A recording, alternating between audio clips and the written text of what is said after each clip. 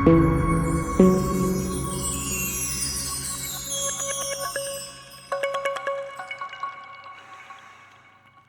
the 1960s, life changed forever.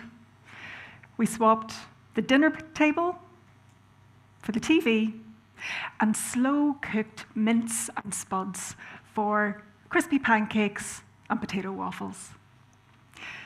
For the last 60 years, we've been sleepwalking in a $1 trillion food trance that none of us consciously chose, but all of us are paying for with our health. Now, looking around this room today, I'm pretty sure we have quite a few parents, yeah? Me too. I'm a mum of 4, which means I know exactly what it's like to negotiate with terrorists at the dinner table. I too have used pasta and cheese as a survival tactic. But jokes aside, the stakes are terrifying. Statistically, one of my children could leave primary school with a relapsing chronic disease, obesity. And obesity is not puppy fat. It is just one in a growing list of preventable diet-related diseases associated with the consumption of ultra-processed foods. These foods now account for 60% of children's daily calories in the UK. One of the forces driving these preventable diseases is what food scientists call the bliss point. A lab-perfected ratio of sugar, fat, and salt carefully engineered to make you consume more and be hyper-palatable. You see, when you consume these 3 combinations, it's much easier to eat past comfort and much more difficult to notice your fullness cues. When I was a teacher, I used to watch the bliss point play out in my classroom every single day.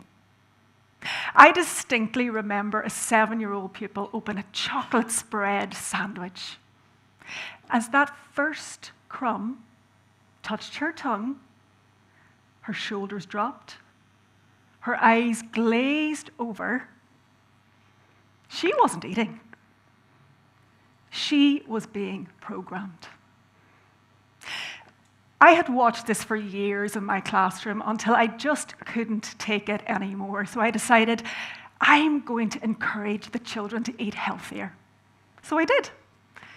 The very next day, I was reprimanded by both the parents and my principal and told, "This is outside your remit." I knew then I was never going to be able to change things from within inside the classroom. So, after 15 years, 2 postgraduate degrees, and a master's in special educational needs, I left my teaching career. But my battle was never with the schools or the parents.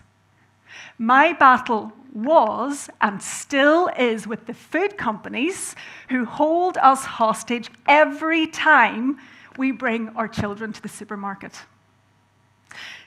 Long before I left teaching, my own body was secretly running the same program. I found this out at the top of Slieve Donard, the highest peak in the Mourne Mountains. Myself and my fiancé Ryan had almost reached the peak, and I felt an almighty thud in my chest. The pain was so intense, it literally took my breath from me. I was 29. This should have been an easy climb, but it wasn't. Why? Because I wasn't healthy. At this point, I had taken 50 courses of antibiotics, and I had ignored every single sign my body had given me. Turns out recurrent infections aren't a normal part of life. You know, standing at the top of that mountain, I made a decision. I decided enough is enough. No more antibiotics. No more doctors' waiting rooms. No more survival.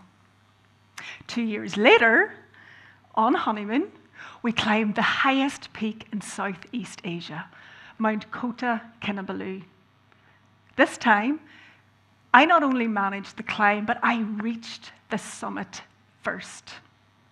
No chest pain, no breathlessness, no hand to hold. But what had changed? I hadn't suddenly discovered willpower, and I hadn't taken a magic pill. I had simply started to clear a lifetime of static. And you know what? It's only when you begin to clear that static you realize how loud the noise has actually been. But here's the truth they don't tell you. You can end the food noise and change your programming, and it doesn't require heroic willpower or a restrictive diet. Taste and appetite are adaptable. So, by intentionally crowding out ultra-processed foods and replacing them with real whole foods, fruits, nuts, vegetables, seeds, you can turn down the artificial noise and turn back up your body's innate signaling system. You can do this in 3 steps. I call this the power of 3, and it's a simple shortcut I took from the classroom and put onto a plate when I became a nutrition and health coach. Okay, so I want you to imagine your plate. First, you add fiber. Fiber slows down the absorption of glucose into the bloodstream and gives you a lovely, calm, steady stream of energy. Next, you add clean protein, like chicken or wild fish. Protein triggers the release of GLP-1, and it gives you a lovely feeling of fullness. Lastly, you add healthy fats, like avocado or flaxseed. These trigger satiation hormones like CCK and leptin, keeping you satisfied for hours. For 60 years, the food industry have been singing us their own version of Willy Wonka. Come with me, and we'll be in a world of pure imagination. And they mean this literally. The food isn't real. The bliss point is entirely imagined in a lab, and instead of a golden ticket, all we've been handed is food noise, low energy, and a complicated relationship with hunger. But the power to change isn't corporate. It's personal. Standing on the top of Slieve Donard, I saw a frightening vision for my future, but I chose to reject it. Your journey is no different. You don't have to accept merely surviving or endless battles at the dinner table. We are done with their world of imagination. It's time for something real. To end the food noise, we need to turn off the TV, return to the table, and choose food that looks like itself. Thank you.